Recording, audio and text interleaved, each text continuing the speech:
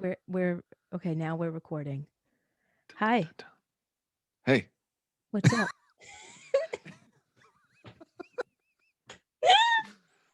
just having a Just cup of coffee. just chill- just chilling. Yep. Well, who okay, well, before I get into all these questions that I have for you, can you introduce yourself and give a little backstory about who you are, what you do? Yeah, absolutely. So my name is Robert DeLude, and I am a creator. I host the None of Your Business podcast, and then I produce a couple of shows as well. Um, so background: I'm a recovering drug addict and alcoholic. Back in 2018, I uh, ended up homeless in Vegas. Was in a codependent relationship that almost killed me. And then after waking up in the ICU from a drug overdose that I purposely did, I decided to wake up and turn my life around and get back into sobriety. And I figured that my story could benefit somebody else, so that's why I started my podcast. That's how it happened? Yeah. Holy shit. Okay, so you how long ago was this? Fuck, 2.5 years ago. And when that was your first and only overdose? Yeah, And yeah. when you woke up, you were like, I I got gotta fucking do something, and like I was afraid to like start my podcast. Like I would record and then like I would delete it, and then um so it was July 3rd that I overdosed, and then like the following February is where I finally got the balls to release it. wow, you were scared. Yeah, I was What were you afraid. what were you afraid of? People, if they would like it, if they would accept me, um, But it's like doing well. yeah, Yeah. yeah, it is. That's like just fear. Did you went wait, did you go viral one of your episodes or something like that? No, You didn't. Why no, did I think you did? I don't know. Maybe I thought you should. I've had like You've had viral people. yeah, like Evan Carmichael, Don Miguel Ruiz, Mm. fucking other people. Yeah, How did you okay, so you're obviously really good at networking. yeah. So to be honest, I just use my drug like dealing like mindset Yeah. to network. Get the fuck out of here. Yeah.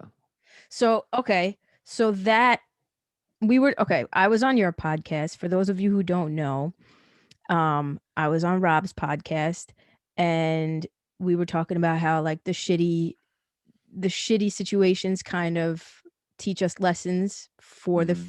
future. So would you say that that's one of your like shticks now is like almost being a drug addict helped you to be able to know how to fucking network? Yeah, absolutely. Absolutely. Like, especially in addiction, like I might not be able to pay my rent, but I'm gonna get that fucking high today. Right, right, right, So, right. just like the mindset that you have to be in. Yeah. It's like, okay, well, I'm not gonna take no for an answer. Like, and then like when I bought drugs and sold drugs, like I always wanted like the big dog. So I just went to the suppliers. I'm like, why not use the same like skills to like build a business? And And I didn't want my podcast to be a business, but like that was like the end goal of is course. to like not do anything else. Right. Um, That's for me as well, you know.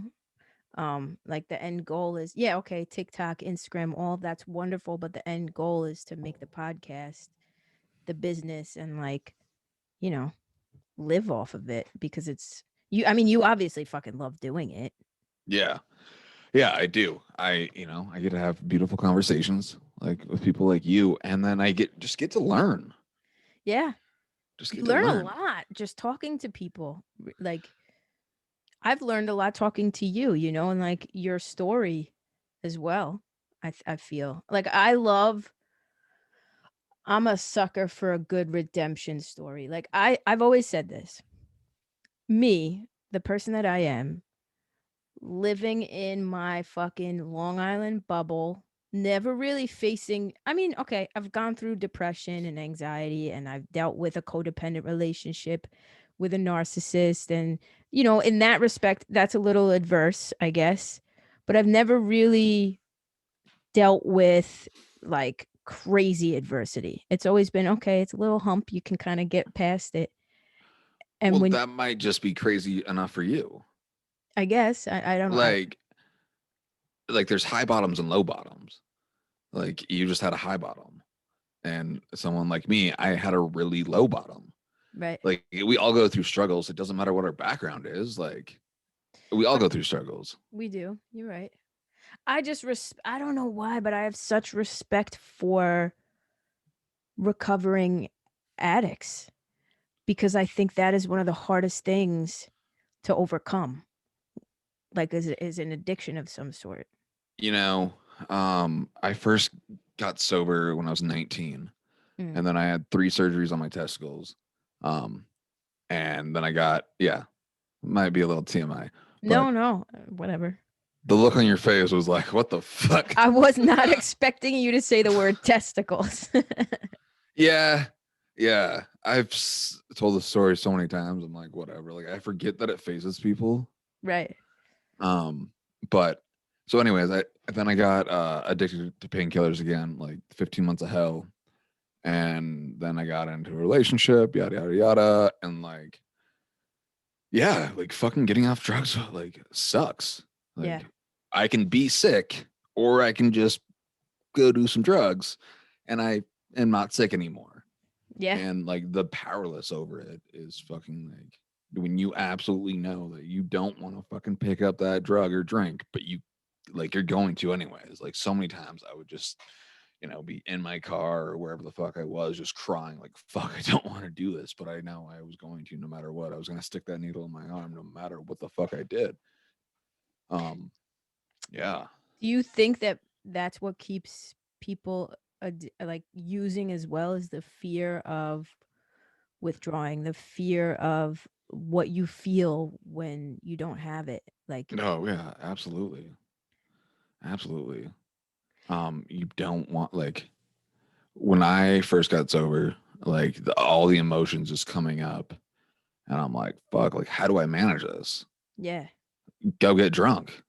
Oh right. wait, when I get drunk, I like to fucking shoot up meth. Um, and then when I am high on meth, I like to do heroin because meth is too much for me, and it's just this repetitive cycle. So, and Jeez. that's just like my story, like, and there's a million other people with the same experience. Yep. I'm no one special. I just I think you are though. I think you put more value out there than you realize just by telling your story, you know what I mean?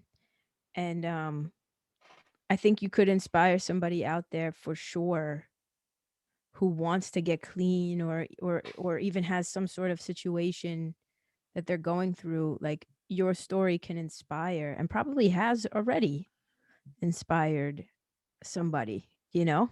yeah, when I get DMs on Instagram or Facebook or whatever and saying that, hey, I listened to this episode with so and so and like because of that I didn't drink today and I'm like, fuck. Right. Like Your sh- words are powerful, you know? yeah, like that's the shit. Like I just want to inspire one person. And now where it is at today, I'm like, fuck, like But now people are listening. okay, so here's another I have a sheet of questions, haven't even hit them But yet. now you got another question. But I do have another question, yeah. Um, okay, well, let me preface. I don't have a drinking problem. I Okay. have I have a problem with drinking my feelings when I'm feeling something. Like obviously, I'm not addicted. I don't go through withdrawals. Like I just went a month without drinking, no problem. But when I'm thank you. I mean, I I drank on Friday and Saturday, got wasted because, whatever, personal things happen and then I don't wanna feel and I drink. Probably not the Okay. best idea. I recognize that when I am drunk, I do stupid things. I drove home drunk on Saturday. I told my friends, "No, I'm fine." And, like, I'm gonna put it out there because 'cause I'm an open book. I literally drove home drunk, came home, put my headphones in my ear, cried a little bit, and fell asleep with my bra on, my earrings, and like obviously like I didn't get ready for bed. So like I was drunk. Okay. You know Yeah. what I'm saying? Shouldn't have driven home. What would you say to somebody like me or me who genuinely does not want to do that? You genuinely don't want to do that, but you did it anyways? I really like drinking. Well, in 12-step programs, they say it doesn't matter how much you drink, Mm, but when you start drinking, can you stop? And if you can't, then and you have one is too many and 1,000 is never enough, then you might be an addict or an alcoholic. Like, um wha- and I can't say that you are or not. That's something that you have to diagnose yourself. right. But what I would tell someone would be like, go to the bar. And if you can have one beer and walk away, then I've definitely done it. But when I'm in emotional turmoil, I can't. Like that's where I've done it where I'm just like, I gotta drive. I'm having two uh, drinks or whatever, and I'm cool. mhm. And then I've also been like, I'll catch an Uber, and you like, know, like there wasn't Uber existing when I was drinking. mhm. Um, so and like I live in fucking Helena, or I lived in Helena at the time. So like, good fucking luck. We don't even have taxis there. Oh So God, yeah, the public transportation is one bus that runs 9 to 5 in one route, and like the that's it. fuck, that's it. And a carrier pigeon, We have three. and an owl from Hogwarts. That's it. Yeah, no shit. Um, but anyways, like Mm. I drank to self medicate. Like I just want to be accepted. And then Yeah. there was this dark feeling inside me that like I wasn't good enough. I'm not enough. Oh my God. And then, I you know, how did I get friends? Well, if I sold drugs, then people would be my friend. And then I would fucking buy their friendship with drugs and money and booze and whatever. And once that was gone, then they were never there. And then I drank to cover up my emotions because I never felt like I was good enough. And then pretty soon I'm addicted. Mm. But again, I can't, like I'm not gonna like for if I could drink like the way that you drank, I probably wouldn't be an alcoholic. But because normal people, that's what they do. Yeah. Like, I don't know. You're what, 30 years old and you're in college? 31. Yeah. Eh, Is your life blowing up? Like, like Like blowing. bad? No, I'm just going through some like personal things, like, emotionally taxing things, I guess you could say. Yeah. If you think drinking like normal people also, like non-alcoholics, like they don't think that drinking might be a problem. Mm, Like only alcoholics in my experience, and like somewhere else in the world might be different, but the 12-step programs that I belong to, no one has ever thought, maybe alcohol is a problem and end up not getting sober. Like they know fucking alcohol is the problem. right. Like, Yeah. but like that is something that, like, You have to do some introspection, yeah, figure it shit. out. Like maybe like fucking do a Zoom 12-step program meeting. Like, I mean, I've been to one of my friends that I grew up with is in AA.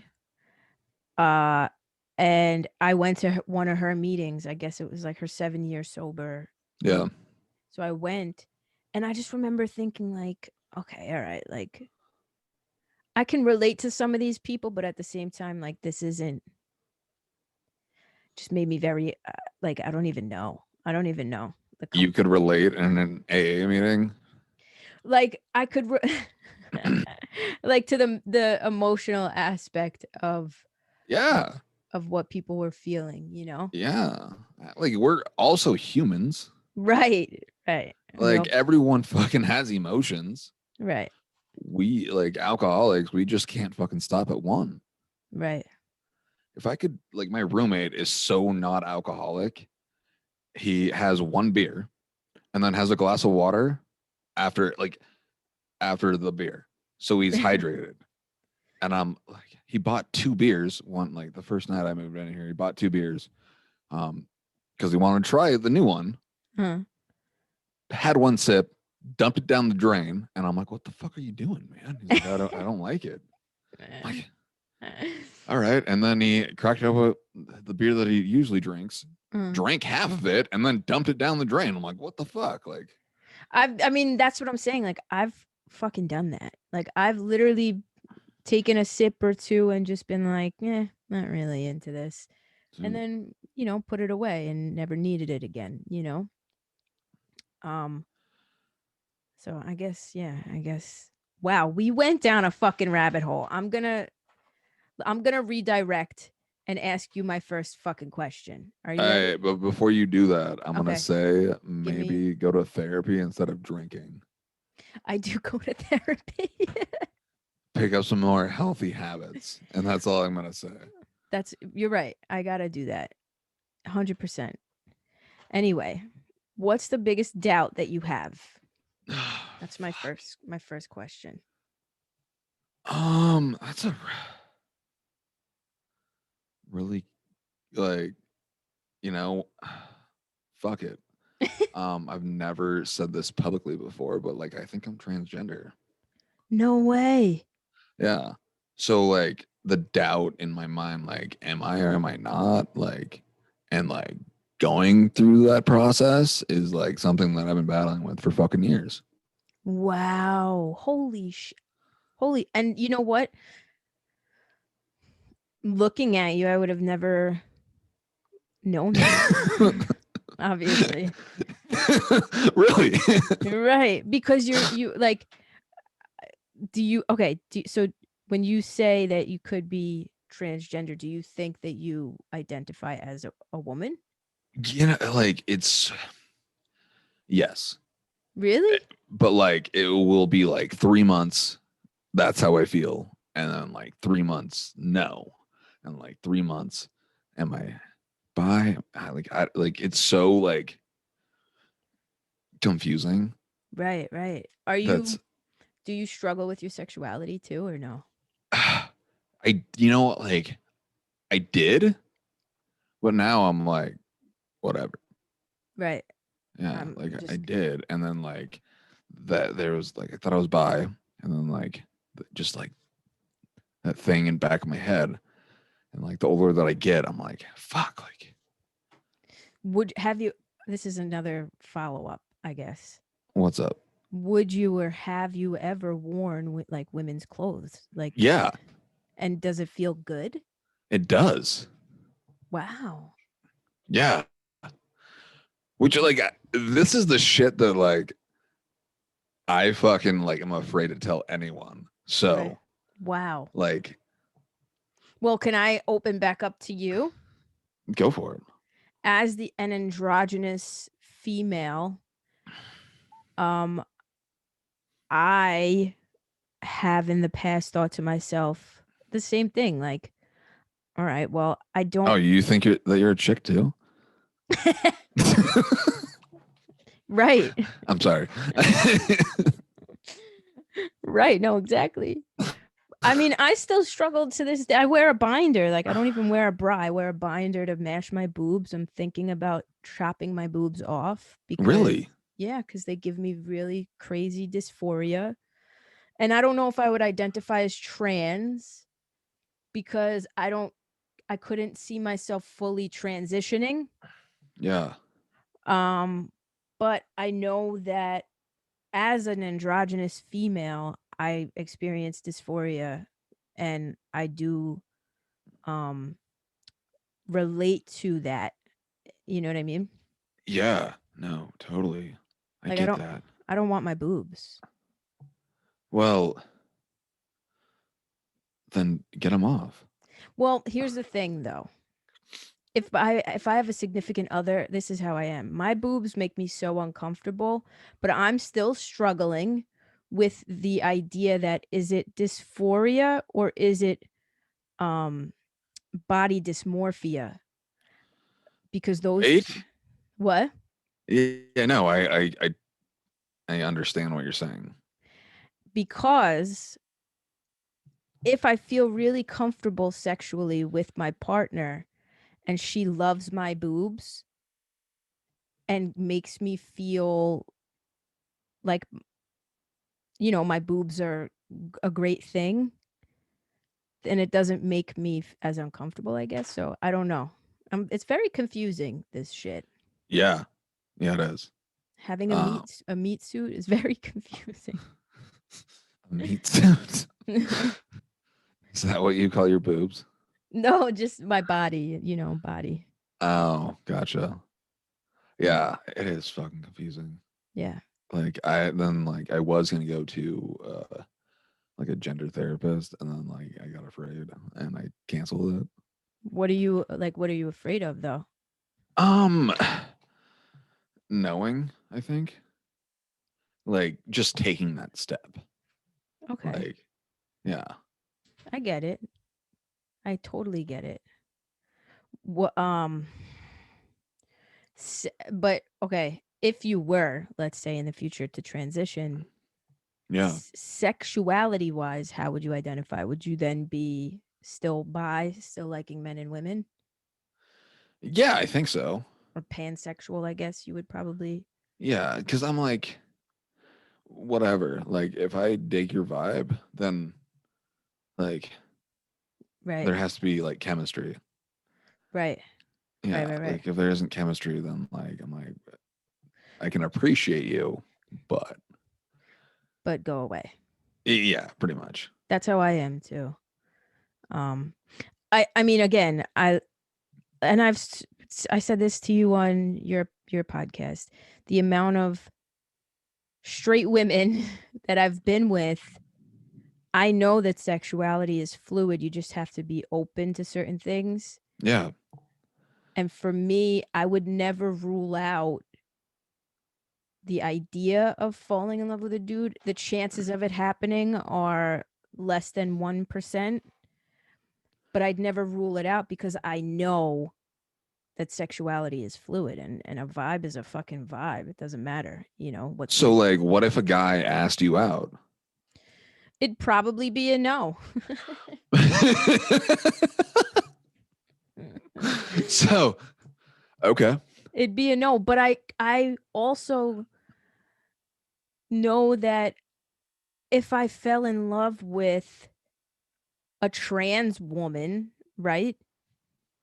Um who, let's say still had her appendage intact, Yeah. I wouldn't, if I fell in love with her, I wouldn't be like, "No, you have a penis." Like, you know what I mean? Yeah. If I was attracted to her and we vibed and I fell in love with her, then, just like I think a straight woman, if I were a trans dude and a straight woman, like fell for, just I've listen, I've know that there are so many straight women out there who have, I feel like women are just more open than men, I guess. Yeah. Oh yeah. It's like guys do not want to fucking admit it.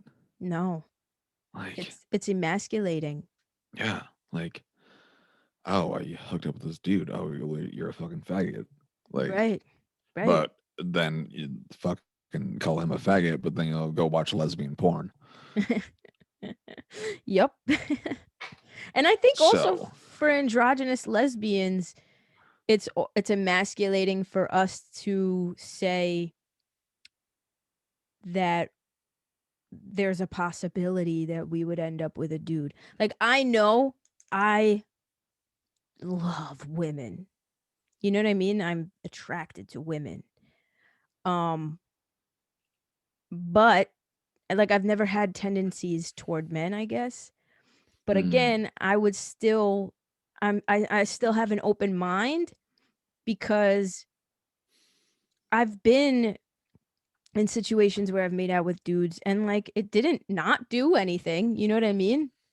So it's like I identify as a lesbian, but I recognize that sexuality is fluid. You know what I Yeah. mean? That in certain situations, sex is sex. Yeah. So, man, like we said on my show, like if you got into like a relationship with a man, like think of like what that would do to your following. Right. Again, the chances of it there's there's more of a chance of like me being struck by lightning than me, genuinely than I think of me ever falling for a dude. Yeah, totally. But nobody's ever not been struck by lightning. You know what I'm saying? Yeah. You're open to the idea if it's presented to yourself, you're not going to go actively search for. Right. Yeah. Right. I doubt it'll ever happen. But again, I have to keep my beliefs in line with my, like, you know what I mean? With my experiences. And who would I be being in love with straight women and like dealing with straight women and believing that a straight woman could not flip for me, but like change her whole trajectory of her life for a love that she has for me? Who would I be then to say, nope, it'll never happen with me and a guy? Like that would be very hypocritical of me, you know? Yeah. So the coherence, I have to keep the coherence. You know, Anyway, we're down there on was that. a What? what? I was gonna say we're down another rabbit hole, but anyway, continue. Oh, there was a point in my life where like I was like I can turn a gay girl. Like this is like I tried and like it became like fucked up like just a manipulative fuck. It didn't ever happen. But like that was my mission for like 2 years. To turn a gay. See, like I don't go on missions for straight women. I just, for some reason, and maybe this is like my whole gender identity. Maybe it's somewhere deep down, I do identify more as a male than a female. And maybe that's why I fall for straight women, you know? Um, I don't seek them out. I swear I don't. It just fucking happens. And I don't look at them as like conquests. um, but you know, it's a thing and it's definitely happened plenty of fucking times. Yeah, I get that a lot. I don't even know what I wrote on this. Wait, what is the worst and best thing? Oh, yeah, I like this. What's the worst and best thing about being you? The worst and best thing, Mhm. I would say being an alcoholic.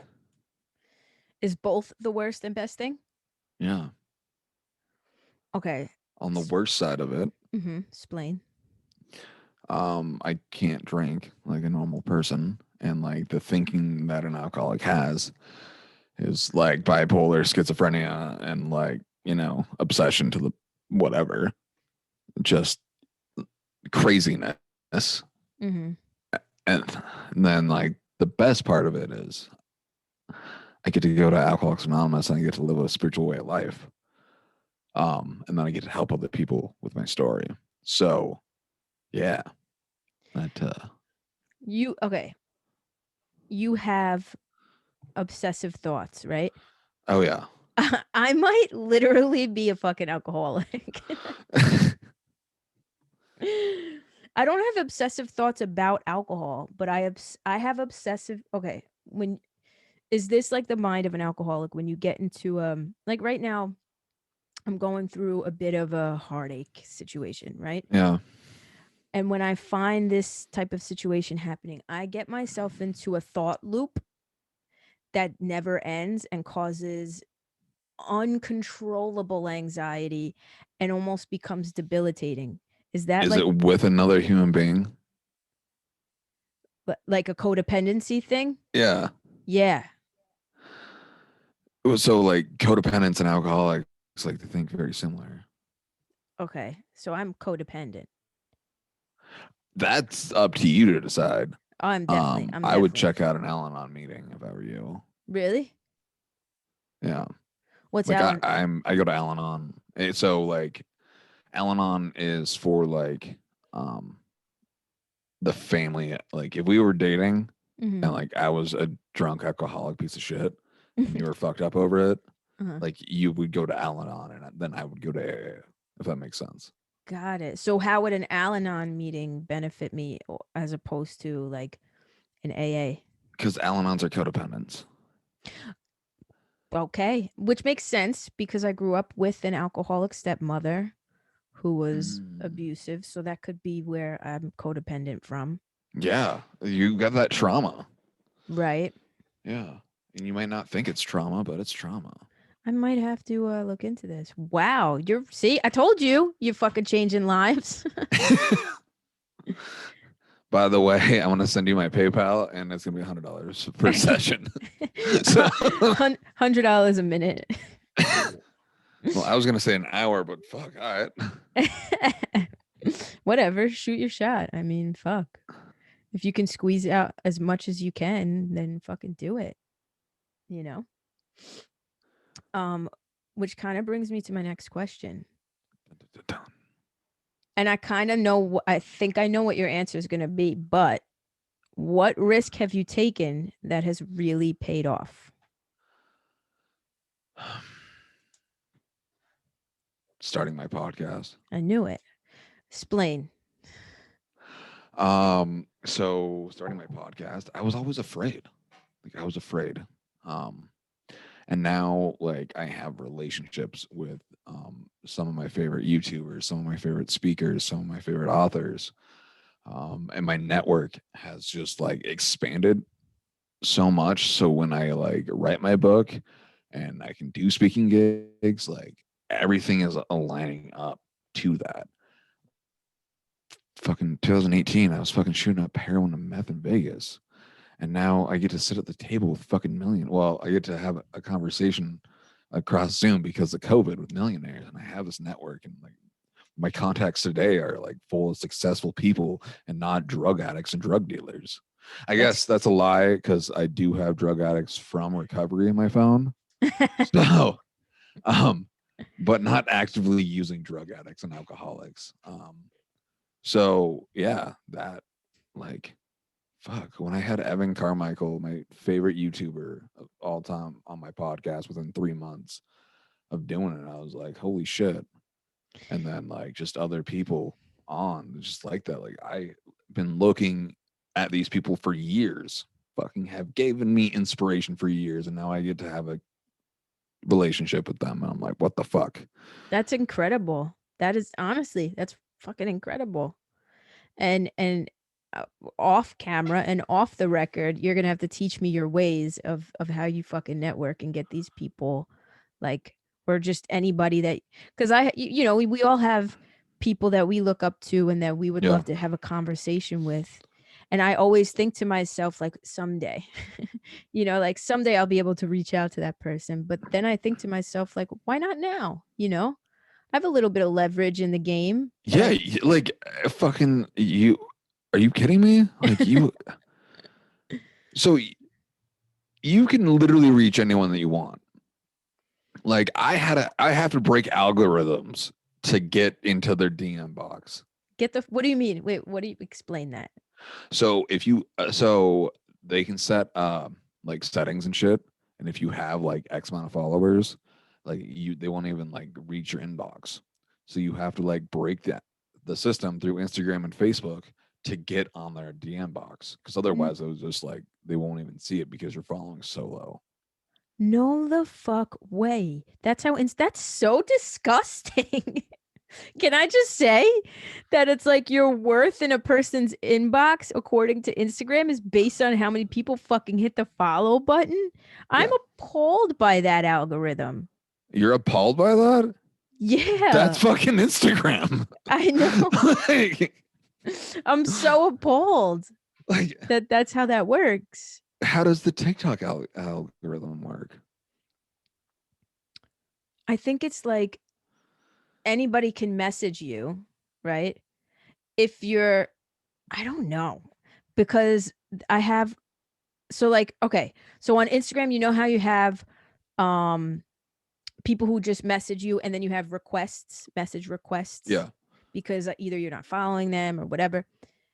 It's kind of like that on TikTok. So maybe it's the same way and I'm not realizing, Mm. because it's like people that you may know that have messaged you, and then I can go into that folder and there's a bunch of people that I'm not following that have messaged And me. you're like, yeah, fuck you, fuck you, fuck you, fuck you. No, I try. I mean, listen, I fucking try to answer as many people as possible, but like as of late, people be pissing me off lately What do you because mean by that? they think that they're entitled to your energy just Mm, because you're a creator, because you exist. And yeah. if you reach out to me and you want to give me a compliment, or even if you want to tell me to fuck off, by all means, that's your freedom of speech. But don't then, if I don't see it right away, or if I don't answer right away, don't then get angry. You're still a human. Right. Like, who the fuck is like on their phone 24 hours a day? Right. I'm in school. I'm dealing with personal shit. I'm doing the podcast. I'm live stream. Like, I have so much going on. I'm not in my DMs like that. And there are people who actively like have gotten butthurt because I just, you So know, have you lost following because of it? no, just people say shit, like people you can just see the shade that in some people that they get. Some girl commented on my one of my YouTube videos. She'll probably see this. And I did did a podcast episode where I have a Patreon, and I told my patrons to ask me any questions that they had that they Yeah, I listened to that. what? I listened to that. Yeah, the advice for Mm. patrons. It was like an extra thing that I wanted to do for them because they fucking helped me out Yeah. tremendously. It's the least I could fucking do, Like if I could give my left tit to them to say thank you, I'd fucking do it. You know what I'm saying? What about the socks? And my warm socks. Not my Hufflepuff socks though, because those are my favorite. But somebody commented who wasn't a patron, and she's like, I can see you're being selective with who you talk to. It's like, yeah, I'm not allowed to. Aren't you? You literally just talk to anybody. Like, like if a creep comes up to you in the store, like you're gonna give that person your energy. That's just people. I just don't get how people think sometimes. Hey, if you want me, never mind. I'm not going to say that. Why Not going to not? say that. Say it. I was going to say, tell me who it is when we're not recording, and I will send a dick pic and see what she thinks. Nobody likes unsolicited dick pics. Oh my god, no. No, they don't. So, and then they're like, hey, what? That offends you? What do you mean?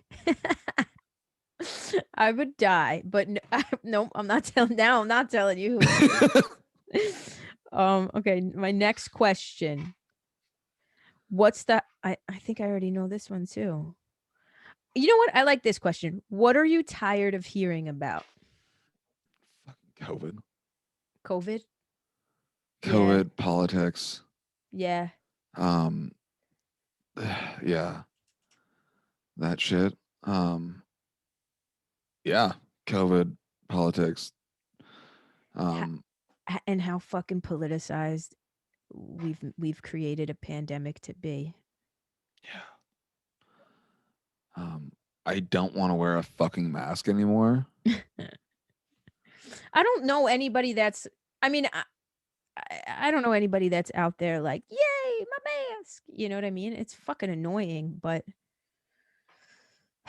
you don't seem like an anti-masker. Are you an anti-masker? I will do it. I'm not anti-mask. I'm just more like, fuck, I don't want to walk back to my car Mm-hmm. and go get it. That's how I am too. So I'm like, God damn it.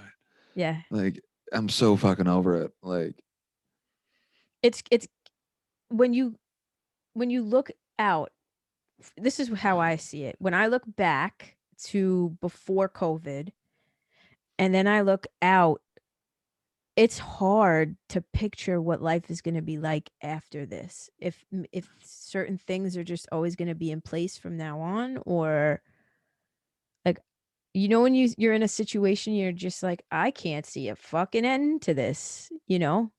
Like a true end. I think in 4 years we're gonna totally forget that this thing even existed. Mm. But then there's gonna be that one crazy old fucking lady that has her fucking mask on. And Right. everyone be like, what is she talking about? Right. Mask, because we're just so self-absorbed. And once the new fucking iPhone comes out, we're gonna just forget about it. You think so? Yeah. Well, that's what I hope, you know. Yeah. Like When do you, what? what's that? No, what were you gonna say? Like, do you even remember what the fuck we were talking about 4 years ago? What year? I don't even know what year we're in right now. 2021. 2017 was Yeah, 4 years. exactly. They're just proving my point. You Yeah, fucking have no to think fuck. about it. Yeah, I have no fucking idea. Yeah. You're right.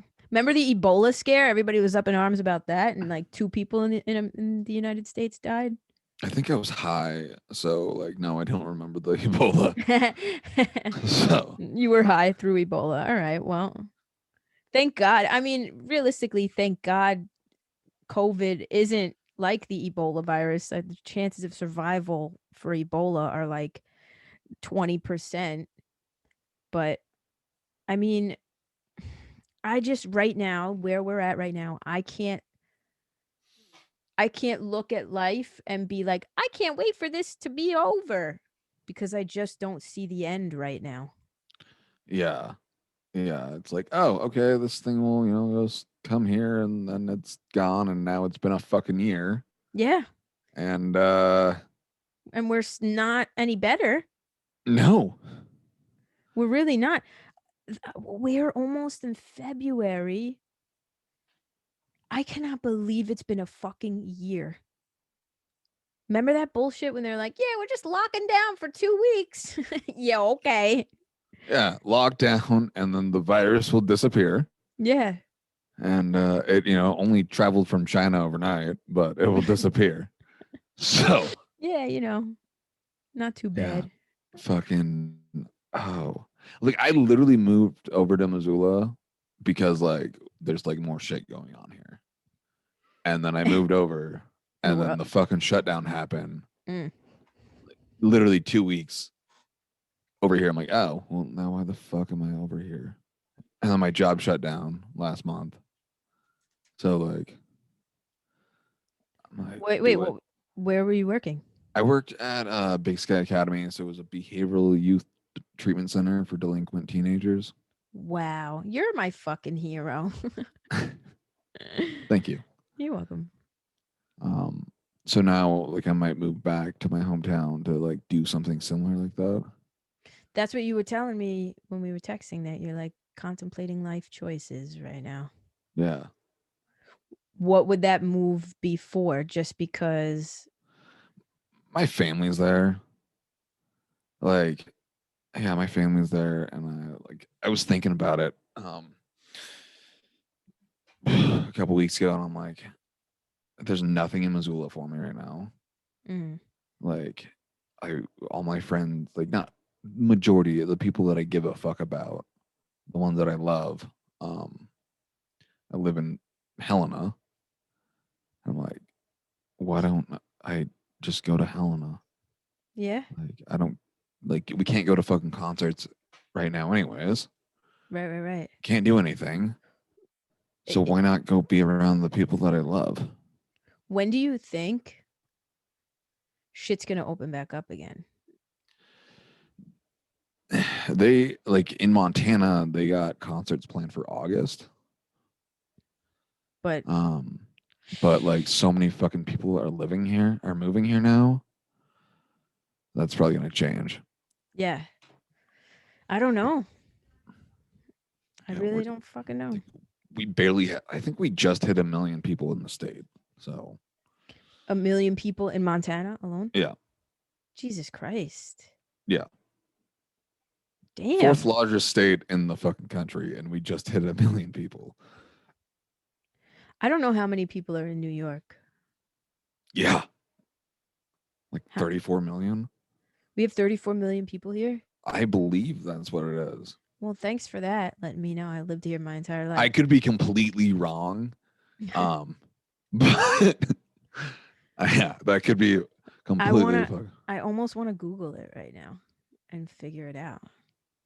Why? I have no idea. How many people are in New York? Do you want to know the answer? Yeah, fuck it. 8 million. Wow. we're just out here giving the wrong info. Good thing I fucking Googled it. Right.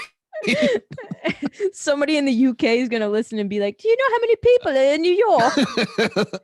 There's 34 million fucking people."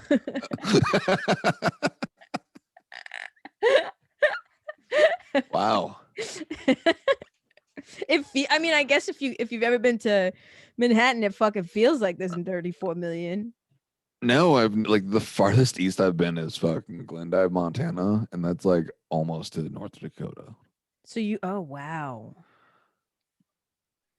The farthest west I've been is Arizona. Mm. Yeah, which is pretty fucking So you nice. didn't come to Montana, No. you bitch. I don't even I don't even know where fucking Montana is on the map.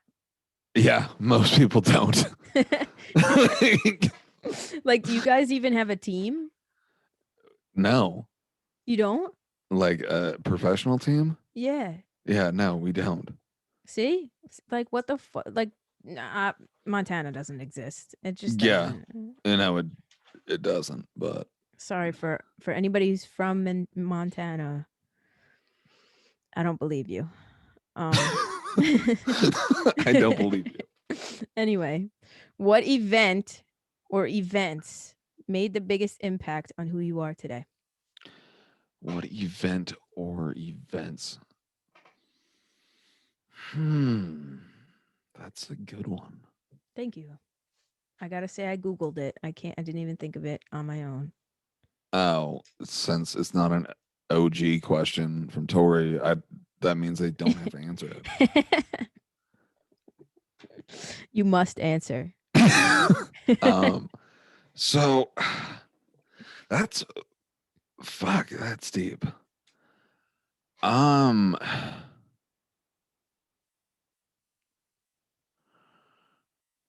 Okay. So yeah. No. Let's go with this. Okay. All right. I was 19 years old, and I was like on Xanax, and just a cocktail of drugs. Um. And my family was like, you need to go to treatment, and I'm like, yeah, fuck you guys. They're finding syringes in my fucking room, and like, just it's a shit show. um so I wake up and I'm just like withdrawn, and I'm fucking sick, and like my family was like, you need to go to treatment, and I'm like, yeah, fine, whatever, like I'll fucking do anything, just give me my fucking car keys, like. And then I, got my car keys, and I went straight to the dope man's house. And as I was boiling up my heroin to shoot up, there was this voice inside my head was like, dude, go to fucking treatment. And like from that experience, like I still got high. But I ended up going to treatment, and like going to treatment in 2013 was like the best thing that happened to me. Um, the feds were busting down my friends' doors. Fucking people, the DEA was arresting people. Like, shit was not good. I still have friends in prison, and like shit was getting crazy. And like having that voice inside my head that said, fucking dude, get the fuck out of here and go to treatment, saved my life. And like I'm not in prison because of it. Wow. So you went, okay. How many times have you been to treatment? Once. Once. And that was it. It was one and done. No, not one and done. So Oh yeah, because you said that you yeah, relapse. okay. But it like gave me the foundation and like the tools, because I was sober for 3 years, and it gave Wow. me the tools that I had. So when it was time to get sober again, I knew like what to do.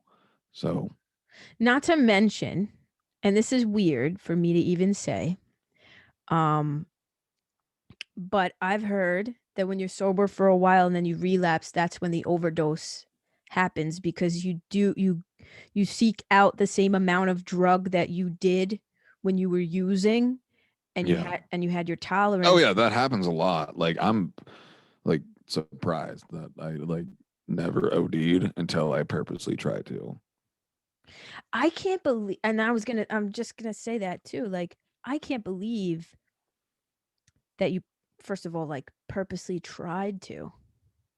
Yeah, so my fiance got arrested, the Mm-hmm. crazy fucking Kim Jong Un one. So she got arrested, and I thought it was my fault. So like it was toxic, codependent, and um, like I couldn't get her out of jail, so I took the fucking $500 of bail money, and I went and fucking bought heroin and meth and stuck it inside my arm. That was why you purposely tried to. Hmm. She was obviously she used as well. Yeah, yeah. Oh, okay. Um, I see my assumption was that you tried to kill yourself or overdose because she broke up with you or something like that. No, no. Holy She, shit. yeah, no. She got arrested, and so like side note, we went. So we went when we went to Vegas. She was absconding from probation. Mm-hmm. So when we came back to Montana, we got in a fucking car wreck and like just a fight, and the cops showed up because I wrecked the car, and like Mm-hmm. there was fighting, and it looked like I fucking murdered her, like because there was blood. Like I punched my rearview mirror, my hand was cut, like blood all over the place. Like anybody, like I was crying, she was yelling, like so why the cops got called, like it made sense. Right. And if the cops pulled up and saw all the blood in the car, like they'd be like, "What the fuck is going on?" Um, but she had a warrant, so she got arrested, and like I was like, "Fuck, it's my fault." She got arrested. Like, oh, like I'm not good enough. I'm a piece of shit partner. Blah blah blah. Wow. Do you think some of that was from her toxicity toward you too? Oh fuck yeah, yeah. She's borderline personality disorder and toxic as fuck. Mm. Um, she's a sick person, and Mm-hmm. I wish her well. But I hope I never see her again. Is she still actively using?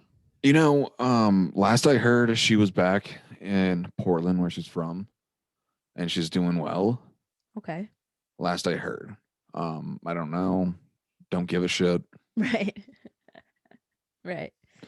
Like, fuck. Every time I see an Asian person, I think it's her. Um, so You want to punch an Asian in the face because like my heart like feels like it stops. really still. Yeah, it's like, fuck. Do you find, right? Do you Now I'm getting comfortable now because do In you my comfy ass chair. yeah, in my comfy ass chair. By the way, did you get the link I sent you? I did. Thank you. You're I welcome. opened it and I like Saw the price and then said, "Fuck this bitch, I'm out." no, I just like opened it and was like, I'm fucking tired. I'm like, I think I was on the road and had my phone Oh, that's all right. by I me, and just wanted to make sure it's totally fine. Um I'll buy do it one of these days. do it, and when you do, take a picture, please, Okay, and text it to me. Um okay. do you find, cuz this is my experience with a toxic situation, right? And I say she's a narcissist. She's not diagnosed. So I kind of hate saying that, but you know, when I look at, all of the she hits all the markers. You know what I Yeah. mean? Did you Um web MD this? maybe. Now, to be quite honest. Um it like threw me for a second, like it make it Why the fuck is your sister-in-law fucking telling you? Like, if right. if she knows the damage that did, then like, Right. what the fuck? Like, that's more like I don't know. I don't want to judge your sister-in-law, but like, if fucking my sister knows if Laura fucking texted her. Oh, I just said her name. Oops. Um, if that person texted my sister wouldn't fucking tell me. Well, I don't think I've really expressed truly so like my family doesn't know. My mother doesn't know how many times Yeah. she was called a cunt by my ex, in the midst of a fight. My sister-in-law doesn't Okay, we need to talk to Robert because he's more fucked up than. was called